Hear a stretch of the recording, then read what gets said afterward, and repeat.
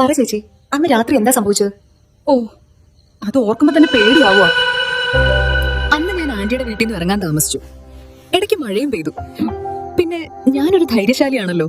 അങ്ങനെ രാത്രിയിൽ സ്കൂട്ടർ പറത്തി വിട്ട് വന്നതാ. ദാ ഇടയ്ക്ക് വെച്ച് വണ്ടി ബ്രേക്ക് ഡൗൺ ആയി. ഹോ, എന്നിട്ട് എന്ത് പറ്റി?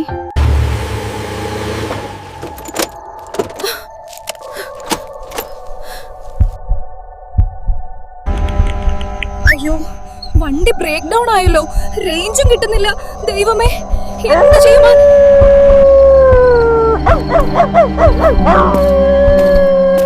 എന്താ കുട്ടി ഈ അർദ്ധരാത്രിയിൽ ഇവിടെ? വണ്ടി പെട്ടെന്ന് ബ്രേക്ക് ഡൗൺ ആയി. എനിക്ക് പേടിയാവുന്നുണ്ട്. മൊബൈൽ റേഞ്ച് കിട്ടുന്നില്ല.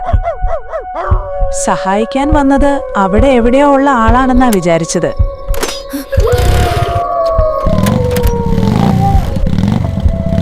ഈ സ്ഥലം അത്ര സുരക്ഷിതമല്ല. എത്രയും വേഗം ഇവിടുന്ന് പോകണം. വേഗം പൊക്കോളൂ, വേഗം പൊക്കോളൂ, തിരിഞ്ഞു നോക്കാതെ.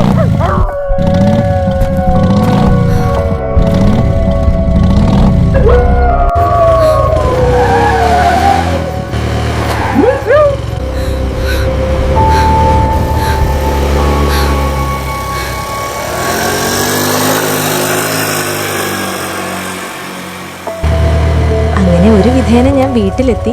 പിന്നെ കിടപ്പിലുമായി. എന്തിനാ കരയുന്നേ? എടി മോളെ, അന്ന് രാത്രി ഉറങ്ങുമ്പോ ഞാനൊരു പേടിപ്പെടുത്തുന്ന സ്വപ്നം കണ്ടു. എന്താ ചേച്ചി, അത് പറ.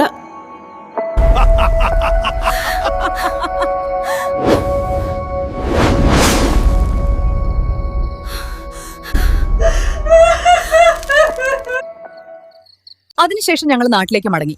പക്ഷെ 2 വർഷങ്ങൾക്ക് ശേഷം വെക്കേഷന് ഞങ്ങൾ വീണ്ടും എത്തി. അങ്ങനെ ഒരു വെളുപ്പാങ്കാലത്ത് ഞാൻ സ്കൂട്ടർ എടുത്ത് വീണ്ടും അവിടെ പോയി. Don't worry about me.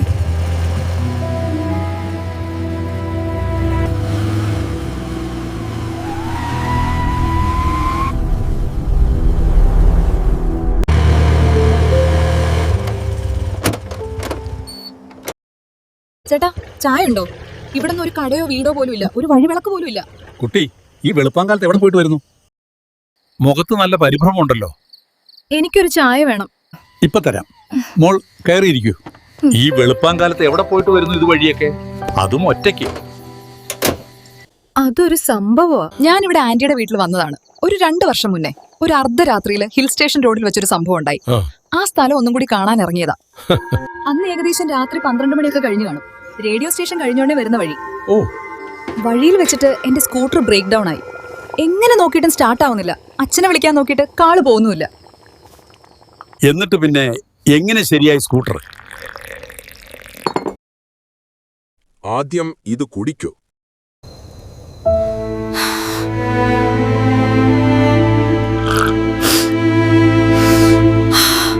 വഴിയിൽ ഒരു വൃദ്ധനുണ്ടായിരുന്നു. വെള്ള താടിയും കയ്യിൽ റാന്തൽ വിളക്കും. എന്റെ ബൈക്ക് സ്റ്റാർട്ട് ചെയ്യാൻ അദ്ദേഹം എന്നെ സഹായിച്ചു. അയാൾ ഒരു വൃദ്ധനായിരുന്നു, നെറ്റിയിൽ കുറിയൊക്കെ വരച്ചിട്ട്. യെസ്. നീണ്ട താടി രോമമൊക്കെ ഉള്ള നായ്. യെസ്, അതെ. അവിടെ എവിടെയോ താമസിക്കുന്ന ഒരാളാന്ന് തോന്നുന്നു. ഓ, ആ സ്ഥലത്ത് ഇങ്ങനെ ആരും താമസിക്കുന്നില്ല. There is no old man living on that stretch of road. 10 വർഷങ്ങൾക്ക് മുമ്പ് ഇതേ രൂപത്തിലുള്ള ഒരു വൃദ്ധൻ അവിടെ ഒരു അപകടത്തിൽ മരിച്ചു. അതിനുശേഷം ഗ്രാമവാസികൾ പറയുന്നത് ഇടയ്ക്കൊക്കെ ആ വൃദ്ധൻ പ്രത്യക്ഷപ്പെടാറുണ്ടെന്ന്. അതും ആരെങ്കിലും അപകടം.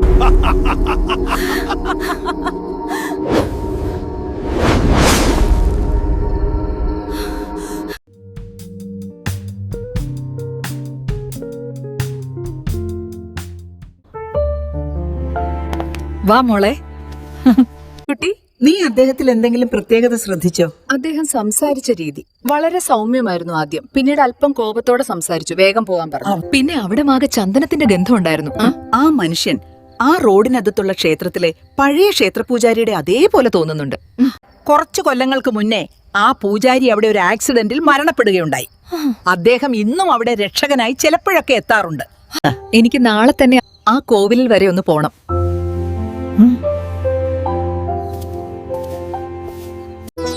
ദൈവമേ, രക്ഷിക്കേണമേ.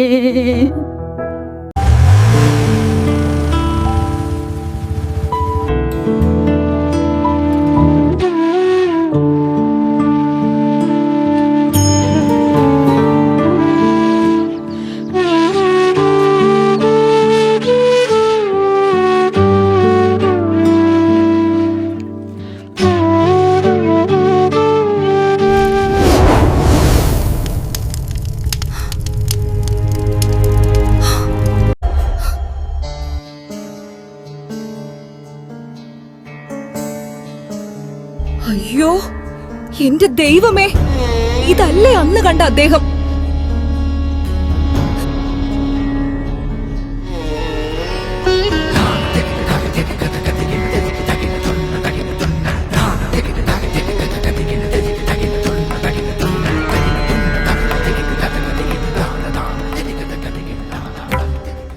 മോൾ ആദ്യമായി ആണോ ഇവിടെ?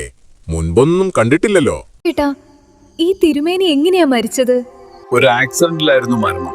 ഹിൽ സ്റ്റേഷന് താഴെയാ ബോഡി കിടന്നത്. വണ്ടി ഇടിച്ചു തെറിച്ചാണെന്നാ പറയുന്നത്. പലരും പലതാ പറയുന്നത്, പക്ഷെ നാണ് ചിലത് കണ്ടിരുന്നു. എന്താ കണ്ടത്? അതൊക്കെ പുലിവാല് പിടിക്കുന്ന കാര്യമാ. ഞാൻ ആരോടും പറയില്ല. ഇതൊരു കൊലപാതകമാണെന്നാണ് പറഞ്ഞത്. അവൻ നേരിട്ട് കണ്ടെന്നോ മറ്റോ, പക്ഷെ ആള് മരണപ്പെട്ടു ഒരു റോഡ് ആക്സിഡന്റിൽ. ആരാ നാണു?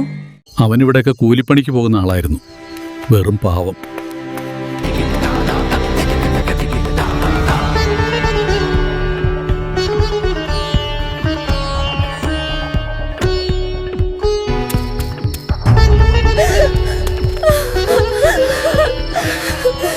പാവം. അവന്റെ ഭാര്യയും ചെറുക്കനും പിന്നെ എങ്ങോട്ടോ പോയി. പോലീസ് അന്വേഷണമൊന്നും ഇല്ലായിരുന്നോ? ആകെ തുമ്പ് നാണ് മാത്രമായിരുന്നു. പക്ഷെ അവൻ പോയപ്പോ തീർന്നുവല്ല. ചോദിക്കാനും പറയാനും ഒക്കെ ആരും ഇല്ലായിരുന്നു. അതുകൊണ്ട് അതും മാഞ്ഞുപോയി. കാശുള്ളവൻ എന്തു ആകാലോ, അതാണ് നമ്മുടെ നിയമം. അതാണ് കറക്റ്റ്. ഞാനിത് വിടാൻ ഉദ്ദേശിക്കുന്നില്ല. എനിക്കറിയണം യഥാർത്ഥ സംഭവം. കുട്ടി, എന്നെ ഇതിൽ വലിച്ചഴക്കല്ലേ. മക്കളും കൊച്ചുമക്കളും ഒക്കെ ഉള്ളയാ എനിക്ക്. എന്നാലും എന്റെ എല്ലാവിധ സപ്പോർട്ടും ഉണ്ടാകും. രഹസ്യമായി എനിക്ക് കുറച്ച് കാര്യങ്ങൾ കൂടി അറിയാം. എന്നെ വിശ്വസിക്കാം. ഉറപ്പായും ആരും അറിയില്ല. ആ തിരുമേനി വർഷങ്ങളായി ഇവിടെ തന്നെയായിരുന്നു. അദ്ദേഹത്തിന് ബന്ധുക്കളായി ആരും തന്നെ ഇല്ല എന്നാണ് ഞങ്ങളോട് പറഞ്ഞത്. പക്ഷെ യാഥാർത്ഥ്യം അതല്ല. പിന്നെന്താ? ഒരുപാട് സ്വത്തുക്കളൊക്കെ ഉണ്ടായിരുന്ന ഒരു ജന്മിയായിരുന്നു. നേരും നിറയുമുള്ള, പാവങ്ങളോട് കരുണയുള്ള. പക്ഷെ മരണശേഷം സ്വത്തുക്കളൊക്കെ അനാഥാലയത്തിന് കൊടുക്കാനായിരുന്നു പദ്ധതി. പക്ഷെ അപ്പോഴാണ് ഈ മരണം സംഭവിച്ചത്. അദ്ദേഹത്തിന്റെ തറവാട് എവിടെയാണെന്നറിയോ? ഇല്ല കുട്ടി, ശരിയായി അറിയില്ല. കുട്ടിക്ക് എന്താ ജോലി? തത്കാലം ആരും അറിയണ്ട. ഞാൻ IAS പരീക്ഷ പാസ്സായി. ഇപ്പൊ നിയമനത്തിനായി കാത്തിരിക്കുകയാണ്. ഓ, ഞാനിത് അറിയാതെയാണ് സംസാരിച്ചത്. തെറ്റുപറ്റിയെങ്കിൽ ക്ഷമിക്കണം. It's okay now. ക്ഷമിക്കണം. തിരുമേനിയുമായുള്ള ബന്ധം എന്താ? ഒരു ആപത്ത് സമയം എന്നെ അദ്ദേഹം രക്ഷിച്ചു. Hello, I am here in Hill Station Temple coming to. Don't worry, some investigation going on here. I understand. Oh, that is such a relief to hear. Yes, I am smiling now. We are just walking out of the temple grounds. See you soon. അങ്ങേക്ക് ഒരുപാട് നന്ദിയുണ്ട്. അറിയാവുന്ന കാര്യങ്ങൾ പറഞ്ഞതിന്. ഞാൻ വീണ്ടും വരാം. എന്നാ ശരി. നന്ദി. But okay.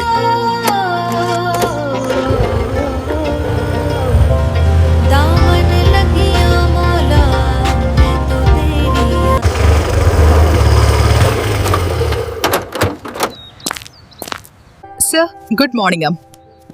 ഞാനൊരു 10 വർഷം മുന്നേ നടന്ന ഒരു ആക്സിഡന്റുമായി ബന്ധപ്പെട്ട ചില കാര്യങ്ങൾ അന്വേഷിക്കാൻ വന്നതാണ്. ആ കേസ് ഡീറ്റെയിൽസ് ഒക്കെ ഉണ്ടോ? ഞാനിപ്പോൾ ചാർജ് എടുത്തിട്ട് 3 മാസം ആവുന്നതേ ഉള്ളൂ. Don't you worry, I will help you. താങ്കളുടെ പേരെന്ന് പറയുമോ? എവിടുന്നാ വരുന്നത് ഈ കേസുമായിട്ടുള്ള ബന്ധം? ഞാൻ രേവതി. ഇവിടെ ഹൈറേഞ്ച് ഹിൽ സ്റ്റേഷൻ ക്വാർട്ടേഴ്സിൽ എന്റെ ആന്റി പിന്നെ ഗ്രാൻഡ് മദർ ഒക്കെ ഉണ്ട്. അവിടെ വന്നതാണ്. ഈ ആക്സിഡന്റുമായുള്ള ബന്ധം പറ. അതൊരു കോയിൻസിഡൻസ് ആണ്. സാറിനെ പോലെ ഒരാളുടെ അടുത്ത് പറഞ്ഞാൽ വിശ്വസിക്കണമെന്നില്ല. രേവതി, പ്ലീസ്. ഇവിടെ 100 കൂട്ടം കേസുകൾ ഇപ്പൊ നിലവിലുണ്ട്. അതിനുപോലും അന്വേഷിക്കാൻ ഞങ്ങൾക്ക് സമയം ഒട്ടും തന്നെ ഇല്ല. അപ്പോഴാണ് ഒരു ബന്ധവുമില്ലാത്ത ഈ ഒരു പരാതി. Sir, no problem. ഞാൻ വരേണ്ട രീതിയിൽ വന്നിരുന്നെങ്കിൽ സർ ഇങ്ങനെ പറയില്ലായിരുന്നു. ഹോ, ശരി ശരി, കാണാം. Waiting for you.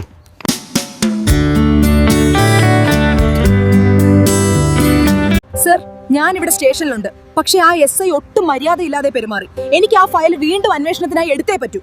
Do something immediately. Hello madam. Sorry, സാറിന് അറിയില്ലായിരുന്നു. ഇപ്പൊ DIG വിളിച്ചിട്ടുണ്ടായിരുന്നു. പ്ലീസ് വരണം, പ്ലീസ്.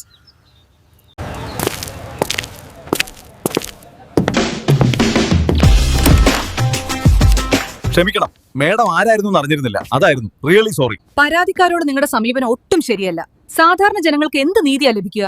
ക്ഷമിക്കണം മേഡം, ഇവിടെ നല്ല പ്രഷറുണ്ട്. അതുകൊണ്ട് മാത്രമാണ് അദ്ദേഹം അങ്ങനെ പറഞ്ഞത്. ആ സമയം ഞാൻ ഉണ്ടായിരുന്നു ആ ടീമിൽ. ഫയലൊക്കെ എടുക്കാം, കുഴപ്പമില്ല. Thank you sir. എനിക്ക് റെഫർ ചെയ്യാൻ ആ കേസ് ഫയൽ ഒന്ന് കിട്ടുമോ? Yes sure. Jagadeesh please. Thank you sir. Madam, could you please come to my office? Sir, എന്നാൽ ഞാൻ അങ്ങോട്ട്. Thank you. Oh sure. ഇതാണ് ആ ഫയൽ. ഇതിൽ കംപ്ലീറ്റ് ഡീറ്റെയിൽസ് ഉണ്ട്. ഞങ്ങൾ ഡീറ്റെയിൽ ആയിട്ട് അന്വേഷിച്ചായിരുന്നു. പക്ഷേ ഇതിൽ ഏക സാക്ഷി ഒരു ആക്സിഡന്റിൽ മരണപ്പെട്ടു. പിന്നെ അന്വേഷണം മുന്നോട്ട് പോയില്ല. സർ, ഈ 8520 ഫയൽ ഒന്ന് വേണമല്ലോ ഡീറ്റെയിൽസ് എടുക്കാനായി. ദേ എടുത്തോളൂ. എന്തായി?